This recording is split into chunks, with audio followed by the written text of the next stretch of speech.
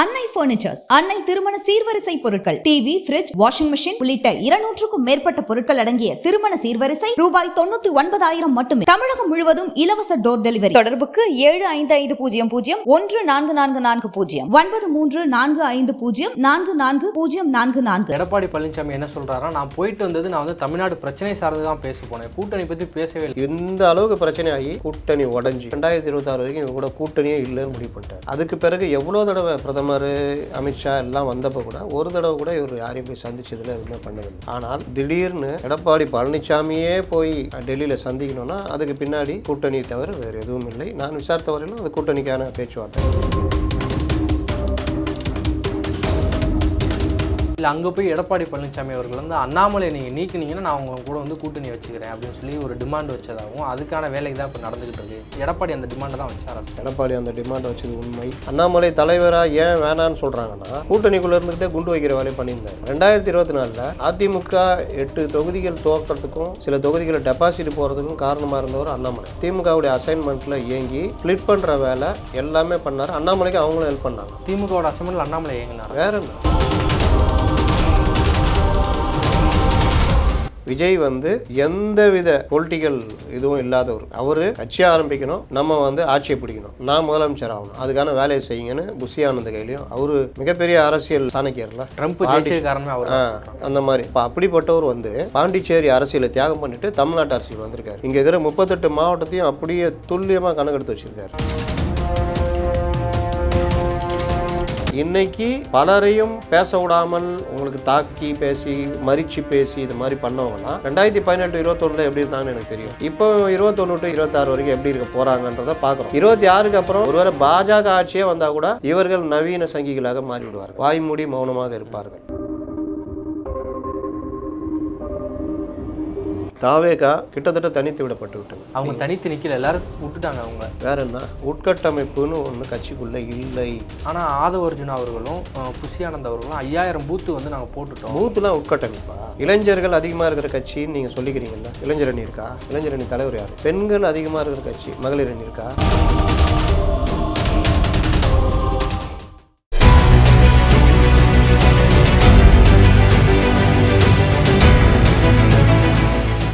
Computing மற்றும் டெவாப்ஸில் முழுமையாக தேர்ச்சி பெற ஆர்வம் உள்ளவரா நீங்கள்? இந்தியாவிலேயே முதல் முறையாக இகாஸ் கிளவுட் 1-to-1 மற்றும் குழு முறையிலும் அனுபவம் மிக்க பயிற்சியாளர்களால் ஆன்லைன் வழியாக வகுப்புகளை வழங்குகிறது. தினசரி மற்றும் வாராந்திர பயிற்சி வகுப்புகள் மூலம் கிளவுட் மற்றும் டெவாப்ஸ் சான்றிதழ்களை பெறலாம்.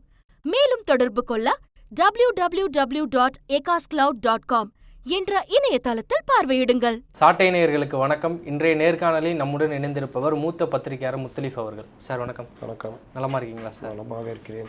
தமிழ்நாடு அரசியல் களம் வந்து தேர்தல் களமாக மாறிக்கிட்டு இருக்கு அப்படிங்கிற பார்வை வந்து வரும் சார். 2026க்கு நம்ம ஓராண்டு காலம் இருக்குது. அது மட்டும் இல்லாமல் தேர்தலுக்கு 1.5 இயருக்கு மேலே இருக்குது. அப்படி இருக்கும்போது இப்பயே தேர்தல் பேச்சுவார்த்தைகள் கூட்டணியெல்லாம் போய்கிட்டு இருக்கு. ஒரு மூத்த பத்திரிகையாளராக எப்படி பார்க்குறீங்க? இது தேர்தலுக்கு இன்னும் கரெக்டாக 11 மாதம் இருக்குது. கரெக்டாக அடுத்த பிப்ரவரி அறிவிச்சிருவாங்க. பிப்ரவரி மார்ச்லாம் அறிவிச்சிருவாங்க. நீங்கள் அதுக்கு முன்னாடியே தயாராகணும். அப்போ இப்போவே தயாராகலைன்னா பெரிய சிக்கல் அனுபவிப்பாங்க. அதனால் ஒவ்வொருத்தரும் இன்னும் சில இது வந்து கை நழுவி போயிடுமோன்றதுக்கு அவசரப்படுவாங்க. நீங்கள் பார்த்தீங்கன்னா எடப்பாடி பழனிசாமி வந்து அதிமுக தாவேகாவுடைய இதுக்கு தான் எதிர்பார்த்து இருந்தது. அப்படி இல்லைன்னா திமுக கூட்டணியிலேருந்து இந்த மானமுள்ளவர்கள் பிரிந்து வருவார்கள் அப்படின்னு எதிர்பார்த்தாங்க. ஆனால் இவங்க என்ன ஆனாலும் சரி, நேற்று கூட அறிவிச்சிட்டாரு திருமாவளவன், என்ன ஆனாலும் நான் என்னை தாண்டி தான் நீங்கள் தொடரணும், தாண்டி தான் தொடரணும், நான் தான் படிக்கட்டாக இருப்பேன் அப்படின்ற அளவுக்கு போயிட்டார். என்ன இருந்தாலும் 6 சீட்டு தான்றது தேர்தல் நெருக்கத்தில் தான் தெரியும்.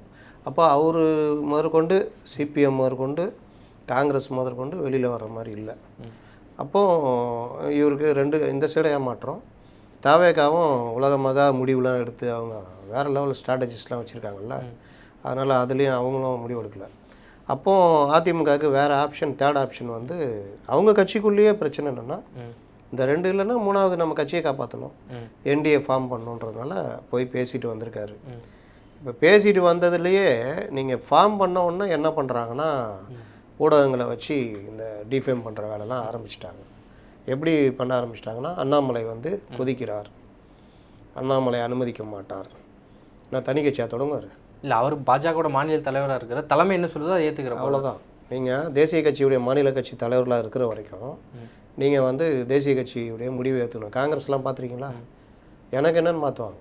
எந்த கட்சி ஆட்சிக்கு வருதோ அதுக்கேற்ற தோதாக தலைவரில் மாற்றுவாங்க.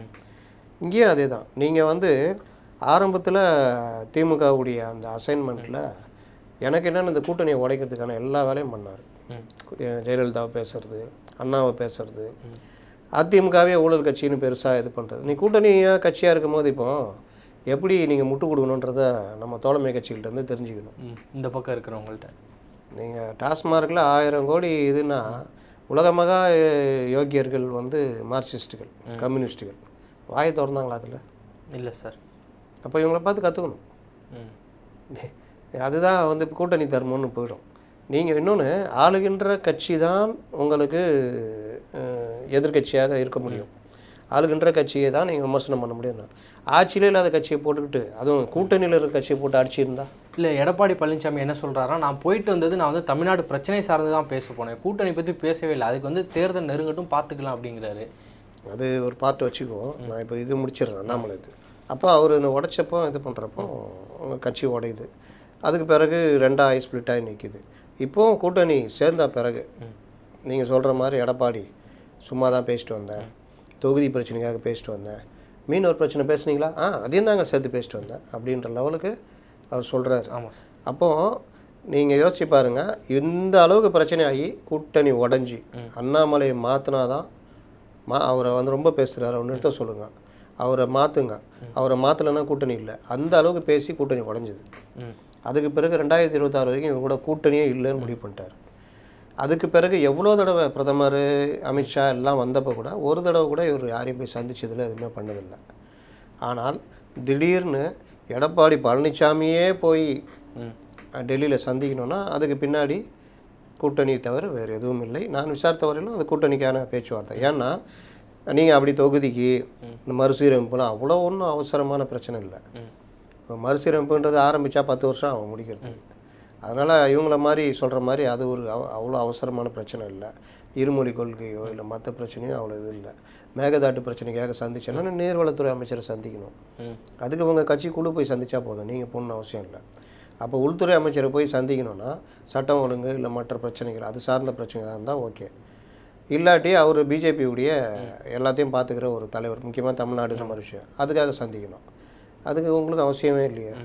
அப்போது ஒரு இத்தனை கடுமையாக எதிர்த்த ஒருத்தர் நேரடியாக இங்கேருந்து போகிறாருன்னா கூட்டணி தவிர வேறு என்ன? இல்லை, அங்கே போய் எடப்பாடி பழனிசாமி அவர்கள் வந்து அண்ணாமலை நீங்கள் நீக்கினீங்கன்னா நான் உங்க கூட வந்து கூட்டணி வச்சுக்கிறேன் அப்படின்னு சொல்லி ஒரு டிமாண்ட் வச்சதாகவும் அதுக்கான வேலைக்கு தான் இப்போ நடந்துக்கிட்டு இருக்கு. அண்ணாமலை அவர்கள் கூட இப்போ சொல்லியிருக்காரு, தலைவர் யார் போடுறாங்களோ அவங்க பார்த்துக்குருவாங்க பணிகள் அப்படின்னு சொல்லி அந்த மாதிரி பேச்சுவார்த்தை போயிருக்காங்க. ஒரு முன்னாடி அண்ணாமலை இருப்பாரா இருக்க மாட்டாரா? எடப்பாடி அந்த டிமாண்டை தான் வச்சாரா சார்? எடப்பாடி அந்த டிமாண்டை வச்சது உண்மை. ஏன்னா எடப்பாடி வந்து என்னை கேட்டால் இப்போ நான் ஒரு பத்திரிகையாளராக இந்த இவங்களெல்லாம் இப்போ ஜெயலலிதா அரசியல், கலைஞர் அரசியல் இதெல்லாம் பார்த்தா ஒரு கட்டம் வரும்போது இந்த மாதிரி பேச்செல்லாம் கண்டுக்க மாட்டாங்க. சரி இவனு அண்ணாமலை, அதுக்கப்புறம் புரட்சி தலைவர் அம்மான்னு பேசிட்டாரு அண்ணாமலை. அப்போ இது மாதிரி பெருமையாக இந்த விஷயத்தை பெருசாக எடுத்துக்க மாட்டாங்க. ஆனால் எடப்பாடி அந்த மாதிரி ஒரு இது வச்சுக்கிட்டே இருக்கிறாரு. அது வந்து ஒரு ஸ்டேட் லீடருக்கு இது கிடையாது, ஜெயிக்கிறது தான் குறிக்கோள். அப்போ அண்ணாமலையும் அவருடைய நிலைப்பாடை மாற்றிக்கணும். இப்போது அண்ணாமலை தலைவராக ஏன் வேணான்னு சொல்கிறாங்கன்னா கூட்டணிக்குள்ளே இருந்துக்கிட்டே குண்டு வைக்கிற வேலையை பண்ணியிருந்தார். 2024 அதிமுக 8 தொகுதிகள் துவக்கிறதுக்கும் சில தொகுதிகளை டெபாசிட் போகிறதுக்கும் காரணமாக இருந்தவர் அண்ணாமலை. ஏன்னா திமுகவுடைய அசைன்மெண்ட்டில் இயங்கி ஸ்ப்ளிட் பண்ணுற வேலை எல்லாமே பண்ணார். அண்ணாமலைக்கு அவங்களும் ஹெல்ப் பண்ணாங்க. திமுகவோட அசைன்மெண்ட்டில் அண்ணாமலை இயங்கினார். வேற என்ன புதுசாக நீங்கள் ஏங்க என்டிஏக்கு 15 சீட்டு கிடச்சிதுங்க. நீங்கள் சேர்ந்து இருந்திருந்தால் 15 சீட்டு கிடச்சிருக்கும். ஆனால் சேர்ந்து இருக்கவே கூடாது, தனியாக தான் நிற்போம் அப்படின்னு ஒரு எண்ணம் கொண்டா யார் ஜெயிப்பா? திமுக தான் சார் ஜெயிச்சிருக்கும். அப்படி திமுக தான் ஜெயிக்கும்ன்ற லெவலில் தெரிஞ்ச ஒரு தலைவர் அந்த வேலையை செய்வாரா? இப்போ தாவேக்கா பண்ணுது பார்த்தீங்களா? இவங்க அனுபவம் இல்லாதவங்க. அதிமுகவுடன் கூட்டணி சேர்ந்தால் பெரிய ஸ்வீப் வரும், ஆனால் அந்த எண்ணத்தை தூக்கி குப்பை தொட்டியில் போடுங்கள் முடிவெடுக்கிறாங்களா? அப்போ இன்னொன்று, இந்த சைடு நாம் தமிழர் கட்சி கூட சேர்றதுக்கான வாய்ப்பு இவங்களுக்கு இருக்குது. அங்கே சேர்ந்தாலும் ஒரு பெரிய அளவில் எல்லாருக்கும் பாதிப்பை உண்டு பண்ணலாம். 2 கட்சியும் சேர்ந்ததுன்னா ஒரு ரீச் ஆகும். அதுவும் நான் வந்து இது பண்ண மாட்டேன் அப்படின்னு இந்த மாதிரி முடிவை தான் அண்ணாமலை எடுத்தார். இல்லை சார், அண்ணாமலை அவர்கள் வந்து எடப்பாடி மேலேயோ அதிமுக மேலேயோ ஒரு அதிருப்தியில் இருக்கிறனால தான் அந்த தனிச்சு போட்டிக்கிறத வந்து செஞ்சாங்க. அப்படிங்கும்போது நீங்கள் திமுக நான் இப்போ எடப்பாடி பழனிசாமி சொன்னேன்ல, ஒரு தலைவராக ஜெயலலிதா கருணாநிதி இந்த மாதிரி விஷயங்களை கண்டுக்க மாட்டாங்க. அப்போ அண்ணாமலைக்கு என்ன பெரிய அதிருப்தி நான் கேட்குறேன். என்ன ஏதாவது சொத்துக்கத்தை பிடிங்கிட்டாங்களா அதிமுக தலைவர்கள்? நீங்கள் ஸ்டேட் பாஜகவுடைய லீடரு, உங்கள் கட்சியை வளர்க்குறதுக்கு உங்களுக்கு உரிமை இருக்குது, பொறுப்பு இருக்குது. அதே நேரத்தில் நடக்கிறது அகில இந்திய தேர்தல். தமிழ்நாட்டில் உங்களுக்கு 0 ஓட்டு, 0. அப்போ அந்த 0வை எம்பி எண்ணிக்கையை ஒரு 10-15 ஆக்கணும்னா ஏடிஎம்கே உங்களோட கூட்டாளியாக இருக்கிறாங்க. அப்போ கூட்டாளியாக இருக்கும் பொழுது உங்களுக்கு எதிரில் இருக்கிற அதிமுகவுக்கு பயங்கர எதிர்ப்பு இருக்குது. அப்போ இதை அப்படியே சேர்த்து ஒரு 10 சீட்டு 15 சீட்டு நீங்கள் மாற்றினீங்கன்னா நீங்கள் ஒரு நல்ல லீடரு. ஆனால் இவர் அந்த இடத்துல சொந்தமாக முடிவெடுக்கிறார். என் நலன், என் கோபம், என்னுடைய இதுன்னு. அதுக்கு பின்னணியில் என்ன இருந்ததுன்னா திமுகவுடைய கை இருந்தது. இல்லை பாஜக தலைமை எப்படி சார் ஒத்துக்கிட்டாங்க? அதுக்கு அகில இந்திய பாஜக எப்படி பார்த்தாங்கன்னா ஆப்கி பார் 400 பார், நம்ம 400 சீட்டு ஜெயிச்சிருவோம். அப்படி இல்லைனாலும் 300 சீட்டுக்கு மேலே நம்ம ஈஸியாக அடிச்சிடலாம். 350 சாதாரண மத்தியில் ஜெயிச்சிடலாம். மாநிலம் இது வந்து ஒன்றும் தமிழ்நாடு எப்பவுமே நம்ம ஓட்டு போட மாட்டாங்க. அதனால் அண்ணாமலை ஏதோ ட்ரை பண்ணுறாப்புல, பண்ணட்டும், நம்ம 2வது இடத்தை நோக்கி முன்னேறுவோம். இப்போ ஒடிசாலெல்லாம் பண்ணாங்கல்ல அந்த மாதிரி. ஆனால் இங்கே தமிழ்நாடு நிலைமை வேறு. தமிழ்நாட்டில் 2 கட்சி தான், அதிமுக திமுக. உங்களை தேசிய கட்சியை பொறுத்த வரைக்கும் காங்கிரஸையோ பிஜேபியோ அவங்க வைக்கிற இடத்துல தான் வச்சுருக்காங்க. அப்போ அண்ணாமலை ட்ரை பண்ணி பார்க்குறாருன்னா சரி ஏதோ நடக்கட்டும், நமக்கு தான் எம்பி கிடச்சிட போகிறாங்களான்னு நினச்சாங்க. ஆனால் இங்கே ஜெயிச்சிருந்தா 15 சீட்டு இன்றைக்கி அவங்களுக்கு யூஸ் ஆகிருக்கும். அப்போ அவங்களும் தப்பு கணக்கு போட்டாங்க. அதுக்கப்புறம் அவங்க அதை ரெக்டிஃபை பண்ணிட்டாங்க. சரி கரெக்டு, நம்ம எடுத்தது தப்பு, இதனால் அதிமுகவே நம்மள்கிட்ட போயிடுச்சு, பெரிய கட்சியே நம்ம கையை விட்டு போயிடுச்சு. நம்மக்கிட்ட சொன்னதெல்லாம் கேட்டுகிட்டு இருந்தவங்களாம் இன்றைக்கி நமக்கு எதிராக போய் நின்றுக்கிட்டு இருக்காங்க. இதே நிலைமை சட்டசபை தேர்தலில் தொடர்ந்துச்சுன்னா நம்ம வந்து ஒன்றும் இல்லாமல் போயிடுவோம். அந்த 11%, 18%லாம் வந்து ஒரு மாயை. அந்த நேரத்தில் திமுக ஆதரவு ஊடகங்கள் மூலிமா கட்டமைத்த ஒரு மாயை. அடுத்த 2வது இடம் பிஜேபி தான், இவங்க தான் பெரிய கட்சி, அதிமுக ஒன்றும் இல்லைன்னு ஒரு மெயின் ஸ்ட்ரீம் மீடியா மூலியெல்லாம் பண்ணாங்க. 5 சீட்டு பிஜேபி ஜெயிக்கும்னு போட்டாங்க. ஞாபகம் இருக்கா? போட்டாங்க. அதுக்கப்புறம் போட்டவங்க எங்கே போனாங்க? 39 சீட்டு. அதாவது இவங்க நோக்கம் நிறைவேறி ஸ்ப்ளிட் ஆனோன்னா இல்லை 39 சீட்டும் டிஎம்கே கூட்டணி தான் அடிக்கும்ன்றத அப்புறமா பதிவு பண்ணுறாங்க. அப்போ இந்த 5 என்னாச்சுன்னு யாரும் கேட்கல. நீங்கள் எப்படி சொல்லலாம் அப்படின்னு யாரும் கேட்கல. ஏன்னா மக்கள்கிட்ட அந்த நேரத்தில் ஒரு எண்ணத்தை உருவாக்குறது எப்படின்னா பிஜேபி வெர்சஸ் டிஎம்கே அப்படின்னு ஒரு எண்ணத்தை. இப்போது நான் சொல்கிறேன், இந்த கூட்டணி இப்படியே போய் என்டிஏ ஃபார்ம் ஆகி இங்கே டிஎம்கே இருந்து தாவேகா தனியாக நிற்கிது, சீமான் தனியாக நிற்கிறாரு, 4 முனை போட்டி அப்படின்னா இங்கே என்ன கருத்தை உருவாக்குவாங்க மெயின் ஸ்ட்ரீம் மீடியாவில் வச்சுன்னா விஜய் பெரிய ஆள், அவர் தான் 2வது பெரிய கட்சி, விஜய் 2வது இடத்துக்கு அப்படின்ற மாதிரி ஒரு எண்ணத்தை ஆரம்பிச்சிட்டாங்க.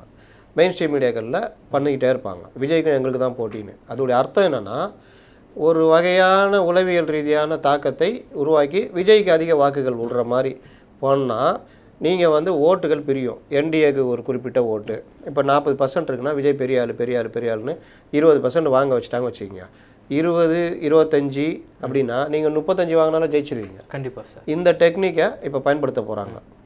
இதுக்கு விஜயும் இலக்காயிட்டார். நான் வீழ்த்துவது ஒன்று தான், ஒரே முடிவு, திமுக வீழ்த்தப்பட வேண்டும், மன்னார் ஆட்சி முதல் அவர்களே. ஒன்றும் கிடையாது.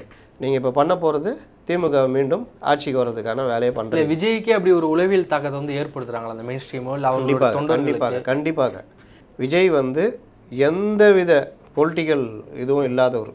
அவர் கட்சி ஆரம்பிக்கணும், நம்ம வந்து ஆட்சியை பிடிக்கணும், நான் முதலமைச்சர் ஆகணும், அதுக்கான வேலையை செய்யுங்கன்னு புஷி ஆனந்த கையிலையும். அவர் மிகப்பெரிய அரசியல் இது இல்லை, சாணக்கியர்ல ட்ரம்ப் ஜெயிச்சது காரணமே அவர். அந்த மாதிரி ட்ரம்ப் ஜெயிச்சதுக்கு அவர் ஒரு காரணம். அப்போ அப்படிப்பட்டவர் வந்து பாண்டிச்சேரி அரசியலை தியாகம் பண்ணிவிட்டு தமிழ்நாட்டு அரசியல் வந்திருக்காரு. இங்கே இருக்கிற 38 மாவட்டத்தையும் அப்படியே துல்லியமாக கணக்கெடுத்து வச்சுருக்காரு. 2வது ஒபாமாவுக்கு ஸ்ட்ராட்டஜிஸ்ட் பண்ணி அதுக்கப்புறம் இங்கே மாற்ற முன்னேற்ற அன்புமணின்னு பண்ணி இன்னும் பலரை ஜெயிக்க வச்சுட்டு அதுக்கு ப்ராக்கெட்டில் கேள்விக்குறி போட்டுக்குங்க. அப்படிப்பட்ட ஒரு ஸ்ட்ராட்டஜிஸ்ட்டை கூப்பிட்டு கொடுத்துட்டாங்க. அவர் பார்த்தீங்கன்னா அந்த வேலையை விட்டுட்டு கட்சிக்குள்ளே யார் வரலாம் போகலாம் எங்கேயா கேள்விப்பட்டிருக்கீங்களா? ஒரு கட்சி அதற்கு ஒரு வியூக வகுப்பாளர்னா அவருடைய வேலை என்னென்னா அந்த கட்சியை எப்படிலாம் மக்கள்கிட்ட கொண்டு போய் சேர்க்கறது, இருக்கிறத கொண்டு போய் சேர்க்கறது, இன்னும் டெவலப் பண்ணுறது. இப்போ இந்த இவங்க பண்ணுறாங்கல்ல, பென்னு, ராபின் சர்மா, ஐபேக்கு, இன்னும் ஒரு 2-3 இது இருக்குது. எல்லாத்தையும் வச்சுட்டு என்ன பண்ணுறாங்க, இந்த ரூன்னு ஒன்று கொண்டு வந்தாங்கல்ல. ஆமாம் சார். தமிழ் அறிஞர்கள் அது கொண்டு வந்தவர் ஒரு வட இந்தியக்காரர் ஒருத்தர். அந்த ரூ வந்து ஒரு ரூவுக்கு முன்னாடி தனியாக ரூ போட முடியாது, ஊ தான் போடணும். ரா தனியாக போடாமல் ரா தான் போடணும். அவ்வளோ பெரிய அறிஞர்கள். அது வந்து நம்ம நிதியமைச்சருடைய ஒரு டீம் அவங்க உருவாக்குனது தான். அது ஒரு குறியீடு, தேசிய குறியீடு. டாலருக்கு எப்படி எஸ்ஓ, பவுண்டுக்கு எப்படி எல்லோ, அது மாதிரி நமக்கு ஒரு குறியீடு. இதை எதிர்த்து பண்ணி ஒரு பெரிய இது அந்த மாதிரி இதெல்லாம் ஸ்ட்ராட்டஜிஸ்ட் ஒர்க்கு. அந்த நேரத்துக்கு அதை பேச வச்சாங்களா? அதுக்கப்புறம் ஐயோ ஹிந்தி திணிக்கிறாங்க, எங்கேயா திணிக்கிறாங்க, தேசிய கொள்கை எங்கே சொன்னாங்க, 3 மொழின்ட்டாங்கல்ல. எங்கே 3 மொழினா என்ன பிரச்சனை? 3வது மொழி ஹிந்தி திணிக்கிறாங்க எங்கே சொன்னாங்க? அப்படி சொல்லி எனி ஆப்ஷன் லாங்குவேஜ் தானே சொல்கிறாங்க. இல்லை இந்தியா அதன் மூலியமாக திணித்து விடுவார்கள். சரி திணிச்சா என்ன? இல்லை எல்லாரும் படிக்க ஆரம்பிச்சான், படித்தா என்ன? 2 மொழியோடு அதையும் படிக்கிறான். இல்லை தாய்மொழி தமிழ் அழிஞ்சிரும். அப்போ ஒரு 57 லட்சம் பேர் ப்ரைவேட்டில் படிக்கிறாங்க மும்மொழி, அப்போ அழிஞ்சிச்சா? சரி 50 ஆண்டு காலமாக இருமொழி கொள்கையை வச்சுக்கிட்டு நீங்கள் இவ்வளோ பண்ணுறீங்களே, தமிழ் என்ன வாழ வச்சிங்க? ஒரு ஆளால் திட்டுறது கூட என்னை தங்கிலீஷில் தான் திட்டுறானுங்க. சார் இந்த ஊடகங்கள் தான் இதை வந்து கட்டமைக்கிறாங்க, இதை வந்து மக்களை மேனிப்புலேட் பண்ணுறாங்க. அவங்களுடைய நோக்கம் வந்து திமுக வெற்றி பெற வைக்கணுமா இல்லை படமா சார்? நீங்கள் ஒரு மூத்த பத்திரிகையாளர், நீங்கள் இதை எப்படி பார்க்குறீங்க? இதை வந்து நான் அப்படியே சொல்லிட முடியாது. நீங்கள் பெரும்பாலான ஊடகவியலாளர்கள் ஏதோ ஒரு வகையில் இந்த திராவிட குடும்பத்திலேருந்து வந்தவங்க. இப்போ என்னையே எடுத்துட்டிங்கன்னா எங்கள் வீட்டில் எல்லாருமே திமுக, எம்ஜிஆர் ரசிகர்கள், ஆனாலும் திமுகவுக்கு வாக்களித்தவர்கள், கலைஞர் மேலே அவ்வளோ பற்று கொண்டவர்கள். நானும் நெஞ்சுக்கு நீதிலாம் படித்து அழுதுருக்கேன். ஐயோ கலைஞர் கார் கவுந்துச்சே, கண்ணு இதாகிடுச்சேன்னெலாம் அந்த அளவுக்குலாம் இது பண்ணேன். அதுக்கு பிறகு ஒரு சில பேர் வரும்பொழுது இல்லைங்க நீங்கள் பாருங்கள் அப்பொழுக்கற்ற தலைவர்கள்லாம் இருக்காங்க, பாருங்கள் இஎம்எஸ் நம்பூதிரிபாட் பாருங்கள், ஜோதி பாசு பாருங்கள், இந்த மாதிரி பல தலைவர்கள் நாட்டுக்கு உழைச்சவங்க, சுதந்திரத்துக்கு போராட்டம் இருக்காங்க. அப்போ மாறுறோம். ஆனால் எங்கள் வீட்டில் இன்றைக்கும் பார்த்தீங்கன்னா திமுகவுக்கு தான் வாக்கு. அப்போது இவங்க வந்து நீங்கள் இஸ்லாமியர்கள் பெரும்பாலும் திமுக விட்டு வெளியே வர மாட்டாங்க. இது மாதிரி பல குடும்பங்கள் கலைஞர் மேலே ஒரு மாதிரி அப்பா தாத்தா அப்பா பேரன் இப்படியே வரும். இந்த மாதிரி படித்து வந்தவர்கள், முதல் தலைமுறை பட்டாதாரிகள், இவர்கள் எல்லோரும் ஏதோ ஒரு வகையில் இன்றைக்கி மாற்று அரசியல் வருது பல இடங்களில்.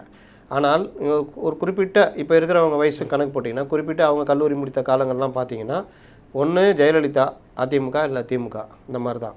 அப்போ ஜெயலலிதாவை வந்து ஒரு மாதிரி டிஃபேம் பண்ணுறது, எம்ஜிஆரை வந்து அறிவே இல்லாதவன்றது, இவங்க எல்லாம் ஒன்றுமே இல்லாத ஊழல்வாதிகள்ன்றது, இந்த மாதிரிலாம் சொல்லி ஒரு குறிப்பிட்ட செக்ஷன் வந்து அது பிறகு ஊடகங்களில் வந்து ஒரு பெரிய பொறுப்பில் உட்காந்துருக்காங்க. அவர்கள் இயற்கையாகவே இந்த எண்ணத்தில் இருக்கிறாங்க. ரெண்டாவது ஆதாயங்கள். ஆதாயம் இல்லாமலாம் ஒன்றும் பண்ண மாட்டாங்க. ஐடியாலஜி ப்ளஸ் ஆதாயம். ஆமாம். ஏன் சொல்கிறேன்னா இதே டீம் தான் 2017 21 வரைக்கும் அதிமுக ஆட்சிக்கு முட்டு கொடுத்தாங்க. அதனால் ஆதாயம் அடைஞ்சாங்க, எனக்கு நல்லா தெரியும். அதற்கு பிறகு இப்போ அப்படியே இங்கே மாறிட்டாங்க. இன்றைக்கி பலரையும் பேச விடாமல் உங்களுக்கு தாக்கி பேசி மறித்து பேசி இந்த மாதிரி பண்ணவங்கலாம் 2017 21 எப்படி இருந்தாங்கன்னு எனக்கு தெரியும். இப்போ 21 to 25 26 வரைக்கும் எப்படி இருக்க போகிறாங்கன்றதை பார்க்குறோம். 26க்கு அப்புறம் வேறு ஆட்சி வந்தால் எப்படி மாறுவாங்கன்றதை நம்ம பார்ப்போம். ஒருவேளை பாஜக ஆட்சியே வந்தால் கூட இவர்கள் நவீன சங்கிகளாக மாறிவிடுவார்கள், வாய்மூடி மௌனமாக இருப்பார்கள். அதனால் 2 வகையாகவும் இதை வச்சுக்கலாம். ஊடகங்கள் மூலியமாக இந்த மாதிரி விஷயங்கள் செய்கிறதுன்றது எல்லா காலத்துலேயும் பண்ணியிருக்காங்க. அதுலேயும் இன்னொன்று டிஎம்கேவுடைய டிஎன்ஏல இது ஊறி போனது. எப்படின்னா நீங்கள் ராஜாஜி குலக்கல்வி கொண்டு வந்தார் அப்படின்னாங்க. ராஜாஜி வந்து அந்த நேரத்தில் ஒரு கல்விக் கொள்கை வருது, 14 வயசு வரை கட்டாய கல்வின்னு. அப்போது எல்லாரையும் படிக்க வைக்கணும், பள்ளிக்கு வர வைக்கணுன்றதுக்கு முடிவெடுக்கும் பொழுது வேண்டிய அளவுக்கு பள்ளிகள் இல்லை. காமராஜர் காலத்தில் தான் கொஞ்சம் அதிகமாக பள்ளிகள் கட்டினாங்க. அப்போ ராஜாஜி என்ன முடிவு எடுக்கிறாருன்னா 2 ஷிஃப்ட்டு. அப்போது ஒரு சட்டசபையில் ஒருத்தர் கேட்குறாரு, ஃபஸ்ட்டு ஷிஃப்ட்டு முடித்த அந்த பசங்க 1 மணிக்கு மேலே சும்மா தானே இருக்கும், அதுங்களை என்ன பண்ண சொல்கிறீங்க, அப்போ அதுங்களுக்கு என்ன பதில் சொல்கிறீங்கன்றப்போ அதுக்கு என்ன அவங்க ஏதாவது ஒரு தொழில் கற்றுக்கலாம், ஏன் அப்பா அம்மாவுக்கு உதவி பண்ணலாம் அப்படின்றாரு. இதை எப்படி மாற்றினாங்க தெரியுமா? இதுதான் உண்மையா? குலக்கல்வி திட்டத்தை கொண்டு வந்தார் ராஜாஜி. ஏன் அவ்வளோ குலக்கல்வி கொண்டு வந்த ராஜாஜி கூட எதுக்கு 67 கூட்டணி வச்சிங்க? அது தெரியாதுல்ல சார், 67 கூட்டணி வச்சது. அதை தான் சொல்கிறேன். அப்புறம் நான்சென்ஸ் சொன்னார்னு நேரு. அவர் என்னென்னா அந்த இந்தி எழுத்தெல்லாம் அடிக்கிறதெல்லாம் என்ன சைல்டிஷாக இருக்குது, நான்சென்ஸ் தனமாக இருக்குன்னு நான்சென்ட்டார்.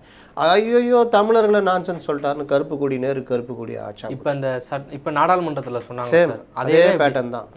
நீ என்ன கொஞ்சம் கூட நாகரிகம் இருக்குது அவங்களுக்கு. அவர் வாய் விட்டார். அவர் சொன்னது இந்த எம்பிகளை தான், 40 எம்பிகளை சொன்னார். ரெண்டாவது டீலிமிட்டேஷன். டீலிமிட்டேஷன் குழுவிலேயே இருந்தது திமுக 2001 பொன்முடி. 2026 தள்ளி வச்சது அவங்க தான். 2026 அப்புறம் முடிவெடுத்துக்கலான்னு. இப்போ யார் எதிர்த்து இது பண்ணுறது? சரி 2026 என்ன முடிவெடுக்க போகிறாங்க? மறுபடியும் டீலிமிட்டேஷன் பண்ணலாம், அதற்கான வேலைகளை ஆரம்பிங்கன்னு சொன்னால் உங்களுக்கு கொரோனா காலத்தில் 21 எடுக்கலை சென்சஸ். அப்போ 26ல் சென்சஸ் எடுக்கிறாங்க வச்சுக்கோங்க, 2 வருஷம் ஆகும் எடுத்து முடியும். 2-3 வருடம் வாங்கலாம். 2-3 வருஷம் ஆகும். அதுக்குள்ளேயும் பார்த்தீங்கன்னா பார்லிமெண்ட் எலெக்ஷன் வந்துடும், எல்லாம் அந்த வேலையும் பார்க்க ஆரம்பிச்சிடுவாங்க. 30க்கு அப்புறம் அதை ஸ்க்ரூட்னிஸ் பண்ணணும், அதுக்கு 1 வருஷம் 2 வருஷம் ஆகும். அதுக்கு பிறகு இந்த டீலிமிட்டேஷன் கமிட்டி ஒன்று போடணும். அந்த கமிட்டி இதை வச்சு எந்தெந்த மாநிலத்துக்கு என்ன விகிதாச்சாரம்னு ஒரு இது தயாரிக்கணும் அறிக்கை, அதுக்கு ஒரு 2 வருஷம் ஆகும். அப்போ 33 அதை பார்லிமெண்ட்டில் வைக்கணும், அதை விவாதமாக்கி அதுக்கு பிறகு அதை சட்டத்தை நிறைவேற்றணும். அப்போ உங்களுக்கு 2035 ஆகிடும். 10 வருஷம் கழித்து நடக்க போகிறதுக்கு இப்போ என்ன நீங்கள் தென் மாநில முதல்வர் மாநாடு தெரியுதா, இதுதான் இவங்க டிஎன்ஏல இருக்குன்ற இருக்கிற பிரச்சனையை தூக்கி ஓரம் கட்டிட்டு, மக்கள் பிரச்சனையை ஓரம் கட்டிட்டு, இந்த மாதிரி பிரச்சனைகளை தான் எனக்கு தேவை அப்படின்னு சேம் இதே இதை நீங்கள் பார்த்தீங்கன்னா பொதுக்குழுலையும் தாவேக்கா ஆதரித்து போடுறாங்க. இதை கண்டித்து இப்போ நான் சொன்னேன், அந்த மாதிரி நீங்கள் பொதுக்குழுல போடணும். மக்கள் பிரச்சனை பேசுனியான்னு, மேகதாட்டு பிரச்சனை ஆனால் இவங்க மேகதாட்டுக்கே பொதுக்குழுல ஆதரவு போடல. அது படம் ரிலீஸ் ஆக போதில்ல சார், அது முடிச்சதுக்கப்புறம் பண்ணுவாங்க. அப்படி சொல்கிறீங்களோ? கர்நாடகா, கேரளா அந்த கணக்கு கூட இருக்கலாம், அந்த மாதிரி இருக்குது. இந்த படத்தை வச்சுக்கிட்டு இது ஒரு பிரச்சனைங்க, பெரிய பிரச்சனை. சத்யராஜ் கூட எவ்வளோ பேசினார், லாஸ்ட்டில் பார்த்தா மன்னிப்பு கேட்டாப்புல. அப்போது இந்த மாதிரி பிரச்சனைகள் இருக்கும் பொழுது இந்த நேரத்தில் இந்த கூட்டணி இது அமைது. இவர்கள் என்ன செய்வாங்கன்னா, விஜயை செகண்ட் பெரிய பொசிஷனாக காமிப்பாங்க. அண்ணாமலைக்கு என்ன சிக்கல்னா, இவ்வளோ பேசிட்டோமே நம்மள இதுன்னா அண்ணாமலை கூப்பிட்டு பேசிட்டாங்க. நீங்கள் சொன்ன மாதிரி பேசியிருக்காங்க. அநேகமாக நயினார் நாகேந்திரனை அந்த இடத்துக்கு போகிற மாநில தலைவர். ஏன்னா ஒரு முக்குலத்தோர் சமூகத்திலேருந்து பாஜகவில் இதுவரை தலைவர்கள் இல்லை. நாடார்கள் இருந்திருக்காங்க, பட்டியலின மக்கள் இருந்திருக்காங்க, பிராமின்ஸ் இருந்திருக்காங்க. ஆனால் முக்குலத்தோர் சமூகம்னா தென் மாவட்டங்களில் தான் பாஜக இப்போ கால் ஊனிக்கிட்டு இருக்குது. அந்த மாதிரி போட்டால் நமக்கு ஒரு பாசிட்டிவ். ஆனால் அண்ணாமலை அவர்கள் வந்ததுக்கு அப்புறம் தான் தமிழக பாஜக வந்து ஒரு வீரியம் பெற்றுச்சு. தொண்டரும் கருத்தே கிடையாது, அண்ணாமலைக்கு வந்து ஒரு முக்கியத்துவம் இருக்குது. அப்படி தொண்டர்களை பகைச்சிக்கிட்டு பாஜக தலைமை முடிவு எடுக்குமா, இல்லை பாஜக தலைமை எடுக்கிறத தொண்டர்கள் ஏற்றுக்குருவாங்களா? நான் சொன்னது ஃபஸ்ட்டு பார்ட்டு, கட்சிக்குள்ளே அவங்க எடுக்க போகிற முடிவு. என்னை பொறுத்த வரைக்கும் கேட்டால் இதில் நீங்கள் சொன்னதில் மாற்று கருத்தே கிடையாது. இவ்வளோ வருஷமாக இருந்த தலைவர்களை விட 1 வருஷம் 2 வருஷத்தில் அண்ணாமலை கொண்டு போய் சேர்த்தது பாஜகவை ரொம்ப தூரம், பெரிய பாய்ச்சல். அண்ணாமலை போன்ற ஆட்கள் தான் இன்றைக்கி டிஎம்கேக்கு பதில் சொல்லிகிட்டு இருக்கிறாங்க ஸ்பீடாக. இப்போ அந்த இடத்துல மாற்றிட்டு நயினார் நாகேந்திரன் நல்ல சாய்ஸு, ஒரு எல்லாருக்குமான தலைவர், நிதானமான தலைவர், விவரம் அறிந்தவர். ஆனால் இந்த ஸ்பீடு ஒன்று போய்கிட்டு இருக்கும்போது அதில் தூக்கி இந்த மாதிரி போட்டால் அது ஒரு பின்னடைவாக பார்க்கப்படும். இந்த இடத்துல எடப்பாடி பழனிசாமி அண்ணாமலைகிட்டயே பேசி, நீங்கள் ஓகே நாங்கள் கூட்டணி வந்துட்டோம், நீங்கள் இனிமேல் இந்த மாதிரி கூட்டணிக்குள்ளே குண்டு வைக்கிற வேலை பண்ணாதீங்க, நீங்கள் முடிவு பண்ணுங்க, இல்லை நான் பேசிடுறேன், நீங்கள் இது பண்ணிட்டு நீங்கள் டெல்லிக்கு போகிறீங்களோ என்ன போகிறீங்களோ, நான் வேறு மாநில தலைவரை நான் கேட்டுக்கிறேன் அப்படின்ற மாதிரி தான் கரெக்டாக இருக்கும். அதே மாதிரி நீங்கள் கேட்ட டிடிவி தினகரன் அண்ட் ஓபிஎஸ் அவங்கள கூட்டணிக்குள்ளே வச்சிக்கலாம் அப்படின்றது தான் ஏற்கனவே அமித்ஷா பேசியிருக்காரு. இல்லை எடப்பாடி அதை ஏற்றுக்கிட்டாரா சார்? ஏற்றுக்கொள்ளவில்லை, அதுதான் பிரச்சனை.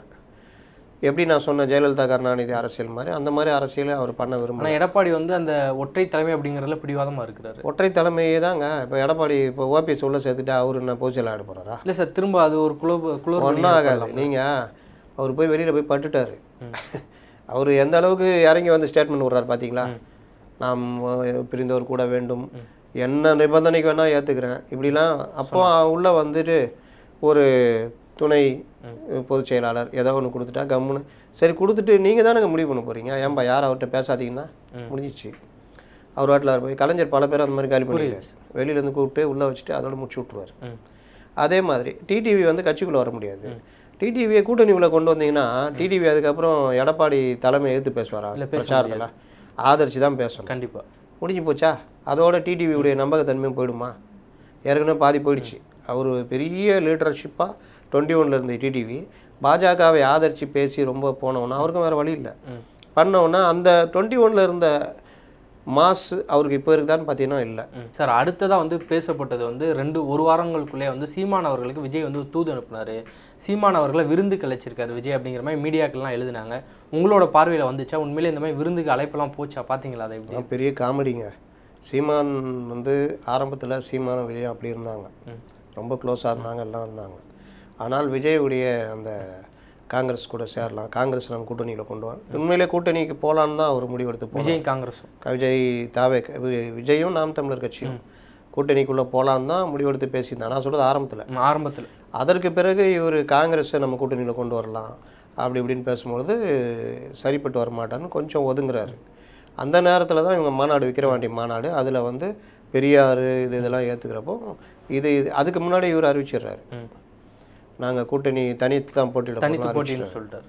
அதுக்கப்புறம் மாநாட்டில் வந்து இவர் பேசுனது இந்த மாதிரி இதில் என்னென்னா கொஞ்சம் உணர்ச்சிவசப்பட்டார் அவர், தம்பி நடு ரோட்டில் அடிபட்டு சேர்த்துருவார். அவ்வளோலாம் விஜயெல்லாம் விமர்சிக்கணும் அவசியம் இல்லை. இப்போ பேசுகிறாரு, ஐடியாலஜிக்கல் பேசுகிற சொன்னார், நீ அந்த பக்கம் இந்த பக்கம் அந்த மாதிரி எப்படி இருந்தாலும் அந்த வார்த்தைகள்ன்றது பாசிட்டிவாக போச்சு. அப்போ என்ன ஆகுதுன்னா இப்போ பேசுகிறாருல, தம்பி இந்த நிலைப்பாடு கரெக்டு தான், ஆனால் நான் கொள்கை ரீதியாக என்ன தம்பி தான்பா, கொள்கை ரீதியாக இல்லை அவ்வளோதான் அப்படின்றப்போ இவங்க திரும்பி ஏதாவது வார்த்தையை பிடுங்களான்னு பார்க்குறாங்க. அதில் முற்றுப்புள்ளி வச்சாச்சு, ஒன்றும் பெருசாக வரல. இதுக்கு பிறகு இந்த ஏடிஎம்கே வரும்னு இவங்க எதிர்பார்த்துருந்தாங்க. கொஞ்சம் ராங் தனம் பண்ணால் நமக்கு பெரிய அளவில் சீட்டு ஒதுக்கிட்டு கிட்ட வருவாங்க அப்படின்னு எதிர்பார்த்தாங்க. பிரசாந்த் கிஷோரும் இந்த மாதிரி தப்பான ஐடியா கொடுத்துட்டு போனார். இவங்களும் நீங்கள் பாருங்களேன், தாவேக்கால அதிமுகலேருந்து யாராவது பேசணுன்னா யார்கிட்ட பேசணும் சொல்லுங்கள், ஜான ஆரோக்கியசாமிட்டியா? அவர் அப்படி தான் நினச்சிட்டு இருக்காரு, ஏன்டா தான் பேசணும்னு. அவங்கள பொறுத்த வரைக்கும் ஜான ஆரோக்கியசாமி ஒரு வேலைக்கார மாதிரி தான், ஒரு ஸ்ட்ராட்டஜிஸ்ட்டு. நாளைக்கு என் கட்சிக்கு இப்போ எஸ்பி வேலுமணி வேலை செய்ய போகிறாரு அடுத்த வருஷம் ஜனவரி மாதம். அப்போ அவங்க வந்து உங்களை வச்சுட்டா பேச, அவங்கள மீடியேட்டராக வேணால் பயன்படுத்திக்குவாங்க. தம்பி கேட்டு சொல்லு, இந்த இடத்துக்கு வர சொல்லு, எப்போ சந்திக்கலாம் சொல்லு, சந்திக்கும் போது அவங்க பேசிக்குவாங்க, அவ்வளோதான். அப்படி இருக்கும்போது இவங்க அந்த ஒரு மாதிரி பந்தா பண்ணிகிட்டே இருந்தப்போ அங்கே உள்ளே நெருக்கிறப்ப வேறு வழி இல்லாமல் இவங்க போய் என்டிஏ ஃபார்ம் ஆகிடுச்சு. இந்த சைடு சீமானையும் பகச்சிக்கிட்டீங்க. என்டிஏக்குள்ளே போகிறக்கு வாய்ப்பு இருக்கா சார்? இல்லை வரேன், ஒவ்வொன்றா வரேன். அப்போது இவங்க என்டிஏ சீமான் கூட போகிற வாய்ப்பையும் கெடுத்துக்கிட்டாங்க. இன்னொன்று, இயற்கையாகவே சீமான் தலைமையை ஏற்றால்தான் நீங்கள் போக முடியும். அப்போ அந்த வகையிலையும் அது கட்டாயிடுது. நேற்று அறிவிச்சிட்டாரு இல்லைன்ட்டு. இந்த விருந்து வைக்கிற கதெல்லாம் சும்மா அதை விட்டுருங்க. அது நம்ம ஊர் செங்கோட்டையன் போய் நிர்மலா சீதாராமனை பார்த்தாரு, உள்துறை அமைச்சரை பார்த்தாருனாங்களா, ரெண்டுமே நடக்கவே இல்லையே சார். நடக்கவே இல்லை. ஃபோட்டோஸ்லாம் ரிலீஸ் ஆச்சு, பழைய ஃபோட்டோ, அதில் டை அடிச்சிருப்பாங்க பாருங்கள், இப்போ டை அடிச்சிட்டா இருக்காங்க. இன்னொன்று, நிர்மலா சீதா இவர் அங்கே போனதே வீரமங்கை வேலுநாச்சியாருடைய நாடக விழா நடந்தது டெல்லி கவர்மெண்ட் மூலிமா. அதில் இந்த கொங்கு பெல்ட் எல்லாம் போனாங்க, வானதி சீனிவாசன், எஸ்பி வேலுமணி, செங்கோட்டையன் எல்லாம் போய் கலந்துக்கிட்டாங்க. இதை வச்சுக்கிட்டு பார்த்துட்டாங்க, ஒய் ப்ளஸ் அதுன்னு கிளப்பி விட்டாங்க. ஆனால் 2 நாள் கழிச்சு அவர் போகிறாரு, திரும்ப போகிறாரு. ஆனால் அவர் கூட வேலுமணியும் போகிறாரு. அநேகமாக அமித்ஷாவை சந்திக்கிறதா இருக்கும். அது எதற்கான சந்திப்புன்றதெல்லாம் தெரியாது. இது ஒரு பக்கம் ஓடிட்டு இருக்கும்போதே தாவேகா கூடயும் ஒரு பேச்சுவார்த்தை தனியாக போகுதுன்றமான்றாங்க. அதனால் இது வந்து ஒரு குழப்பமான ஒரு அரசியல். என்டிஏ ஃபார்ம் ஆகிடுச்சு, அதில் ஏதாவது நீ ராங்கித்தனம் பண்ணிங்கன்னா நாங்கள் தாவேகா கூடயும் நாங்கள் ரெடியாக இருக்கிறோம். அதிமுக வந்து இது பண்ணுறக்காண்டி வச்சுக்கிட்டு இருக்கிறாங்க. அதனால் இது வந்து இன்னும் முழுமையான கூட்டணி அப்படின்றது ஒரு 2 மாதத்துக்குள்ளே கூட்டணி அறிவிக்கிறதா. ஒருவேளை என்டிஏ ஃபார்ம் ஆனால் 2 மாதத்துக்குள்ளே அறிவிச்சிடலாம், ரொம்ப லேட் பண்ண வேணாம், அறிவிச்சிட்டு போய்கிட்டு இருப்போன்ற முடிவில் இருக்காங்க. அதனால் அதை நோக்கி எப்படி போகிறாங்கன்னு தெரியல. தாவேகா கிட்டத்தட்ட தனித்து விடப்பட்டு விட்டது. அவங்க தனித்து நிற்கல, எல்லாரும் விட்டுட்டாங்க அவங்கள. வேற என்ன நல்ல வாய்ப்புங்க. ஆனால் டிஎம்கே டிவிகேக்கு தான் போட்டினே சொல்கிறாருல சார் அவர். வேறு என்ன, நான் எனக்கு அவருக்கு போட்டி இல்லைங்க, என்னை தனித்து விட்டாங்க. இப்போ என்டிஏ ஃபார்ம் ஆகிடுச்சிங்க, அதனால் அவங்க ஸ்ட்ராங் ஆகிட்டாங்க, அவங்களுக்கு தாங்க போட்டி. நான் வந்து ஒன்றும் இல்லைங்க அப்படியா சொல்லுவார். இல்லை மேடைக்காண்டி பேசுகிறான்னு எடுத்துக்காருண்ணா. நீங்கள் யோசிச்சு பாருங்கள், நான் சொல்கிறேன், திரும்ப ஒரு விஷயம் வலியுறுத்துகிறேன். உட்கட்டமைப்புன்னு ஒன்று கட்சிக்குள்ளே இல்லை தாவேக்கால. ஆனால் ஆதவ அர்ஜுனா அவர்களும் புஷி ஆனந்த் அவர்களும் 5000 பூத்து வந்து நாங்கள் போட்டுட்டோம். பூத்துலாம் உட்கட்டமைப்பா? 2 லட்சம் 3 லட்சம் பதவிக்கு இன்னும் போடவே இல்லைன்றாரு. அதுக்கு பேர் என்ன அது? நான் கேட்குறேன், இளைஞர்கள் அதிகமாக இருக்கிற கட்சின்னு நீங்கள் சொல்லிக்கிறீங்கள, இளைஞரணி இருக்கா? இளைஞரணி தலைவர் யார், செயலாளர் யார், போட்டிங்களா? நீங்கள் தானே சொல்கிறீங்க. மற்ற கட்சியை கூட எங்கள் கட்சியில் இளைஞர்கள் அதிகம்னு. அப்போ இன்னும் இளைஞரணிக்கு தலைவர் செயலாளர் போடுற கூட, நிர்வாகிகள் போட கூட ஒன்றும் இல்லை. பெண்கள் அதிகமாக இருக்கிற கட்சி மகளிர் அணி இருக்கா? இல்லை, அறிவிப்பு தான் வெளியானுச்சு, ஒரு 17 அணிகள் இருக்குன்ட்டு. அதைத்தான் நான் சொல்கிறேன் உட்கட்டமைப்புன்னு. எப்போ போடுவீங்க? எலெக்ஷன் முடிஞ்சால் பெறுவா? அப்போ யார் வேலை செய்வா? அது ஒன்று இருக்குல்ல. ரெண்டாவது, இவர்கள் தனித்து விடப்பட்டதுனால 234 தொகுதியில் நிற்கணும். 234 தொகுதிக்கும் வேட்பாளர் தேடணும். அது எவ்வளோ பெரிய கஷ்டம். கண்டிப்பாக சார். 234 தொகுதிக்கு செலவு பண்ணணும். இன்றைக்கி மினிமம் 5 கோடி ரூபா செலவு பண்ணணும் ஒரு தொகுதிக்கு. கரெக்டாக? கரெக்டு தான். அதான் இவங்க வச்சிருக்க நிலைமையில் பார்த்தா ஒரு 5 கோடி ரூபா. ஏன்னா இவங்க தான் 2வது இடத்துக்கு போட்டி போட்டணும். கண்டிப்பாக. அப்போ 5 கோடி ரூபா செலவு பண்ணணும். இவங்க கட்சி கொடுக்குமா 2000 சில்லற கோடியை? இல்லை, கொடுக்காது சார். அப்போ அவங்க செலவழிக்கிற லெவலில் இருக்காங்களா கீழே இருக்கிறவங்க? நீங்கள் தானே சொல்கிறீங்க பெருமையாக, நான் பொட்டி கடை வைத்திருப்பவர், பூக்கடை வைத்திருப்பவர், ஆட்டோ ஓட்டுபவர், இவர்களை மாவட்ட செயலர் ஆக்கியிருக்கேன்னு. அப்போ மாவட்ட செயலாளர்லாம் நிற்க முடியாது அப்படின்னும் சொல்கிறீங்க. அப்போ யாரை நிற்க வைக்க போகிறீங்க? அவங்களுக்கு என்ன கெப்பாசிட்டி இருக்குது? ஒருத்தர் 2 பேர் செலவு பண்ணுவாங்க, மீதி பெரிய ரெண்டாவது நீங்கள் என்ன தேர்தலை சந்திச்சிருக்கீங்க? தேர்தல் நடைமுறைன்னு ஒன்று இருக்குது தெரியுமா? அது ரொம்ப பயங்கரமானது. உங்கள் வேட்புமனுவை நிராகரிக்கிற அளவுக்கு ஒர்க் பண்ணுவாங்க. கண்டிப்பாக சார். உங்கள் செலவினங்களை கண்காணிச்சிட்டே இருப்பாங்க. உங்களுக்கு பூத்து போகிறதுக்கு இடம் கொடுக்க மாட்டாங்க. பூத்து கமிட்டியில் நீங்கள் போட்டிருக்கீங்கல்ல 30,000, அதில் 20,000 கமிட்டி உறுப்பினரில் விலைக்கு வாங்கிடுவாங்க. சில இடங்களில் வேட்பாளரே விலைக்கு வாங்கிடுவாங்க. இதெல்லாம் நடக்கும் தெரியும். நடக்கும், கண்டிப்பாக நடக்கும் சார். இந்த சூழ்ச்சிகளை எல்லாம் சந்தித்தவர்கள் செய்தவர்கள் 2 பெரிய கட்சியும் சந்திக்கவும் செஞ்சுருக்காங்க, செய்யவும் செஞ்சுருக்காங்க. அவங்களுக்கு என்னென்ன செய்யணும்னு தெரியும். நீங்கள் என்ன தெரியும்? எல்கேஜி குழந்தை மாதிரி அவங்கள்ட்ட. அப்போ இதைத்தான் நான் உட்கட்டமைப்புன்றேன். அப்போ நீங்கள் அதற்கான பயிற்சி களமாக அதிமுகவோட கூட்டணி இந்த மாதிரி போயிருந்தீங்கன்னா அவங்க பார்த்துக்குவாங்க எல்லாத்தையும். நீங்கள் அதிகபட்சம் ஒரு 50-60 பேர் நிற்க போகிறீங்க. அவங்களுக்கான செலவு மட்டும் நீங்கள் பார்த்துக்கலாம், இல்லை அதையும் அவங்க பண்ணிக்குவாங்க. இப்போ காங்கிரஸ்க்கெல்லாம் பண்ணலையா? ஸோ அடுத்ததாக வந்து நாம் தமிழ் கட்சி நாங்கள் வந்து எப்போயுமே தனித்து தான் நிற்கிறோம்னு சொல்லியிருக்காங்க. 2026 தனித்து தான் போட்டி, நாங்கள் 80க்கு மேற்பட்ட வேட்பாளர்கள் வந்து போட்டுட்டோம் அப்படின்னு சொல்லி சொல்கிறாங்க. அவங்களோட ஸ்ட்ராட்டஜியாக பார்க்குறீங்களா இதை? இது வந்து போன தடவை வந்து நான் பல தடவை சொல்லிகிட்டு இருக்கிறேன், நம்ம திரும்பி திரும்பி நிற்கிறது வந்து புத்திசாலித்தனம் இல்லை, நமக்கான பிரதிநிதிகளை கொண்டு வர்றது தான் புத்திசாலித்தனம் இந்த முதலாளித்துவ உலகத்தில். அப்போ 10 எம்எல்ஏ 5 எம்பி அப்படி இருக்காங்கன்னா அதுக்குரிய வேல்யூ இருக்கும், கட்சிக்கு அங்கீகாரம், மற்ற விஷயங்கள் எல்லாமே உங்களையும் மற்ற இடங்களில் பேசுவதற்கு ஒரு இதுக்கு போகும். ஆனால் நான் தனித்து நிற்பேன்னா உங்கள் கட்சிக்குள்ளே ஊடுருவி கட்சியை உடைக்கிற வேலை, யார் யார் வீக்காக இருக்கிறாங்களோ அவங்களெல்லாம் வெளியில் இருக்கிற வேலை எல்லாமே நடக்கும். அது உங்கள் ஏற்கனவே முன்னாடி போன சீனியர்களை வச்சு பண்ணுற வேலைலாம் நடக்கும். அப்போ அந்த மாதிரி வேலை நடந்துக்கிட்டும் இருக்குது. இப்போது ஏதோ ஒரு வகையில் எப்படி தாவேக்கா தனித்து இருக்குதோ அதே மாதிரி இவரும் தனித்து தான் இருக்கார். அப்போ இவர் தனித்து இருக்கிறதுனால இவரும் 234 தொகுதியிலும் வேட்பாளர் போட போகிறார். எனக்கு தெரிஞ்சு 2024 தேர்தலை விட இது ஒரு சிக்கலான தேர்தலாக இது நாம் தமிழர் கட்சிக்கும் இருக்கும். சார், உங்களுடைய நேரத்தை ஒதுக்கி பல்வேறு கேள்விக்கு விரிவாக விடையளிச்சமைக்கு நன்றி. தொடர்ந்து பேசுவோம் சார். நன்றி.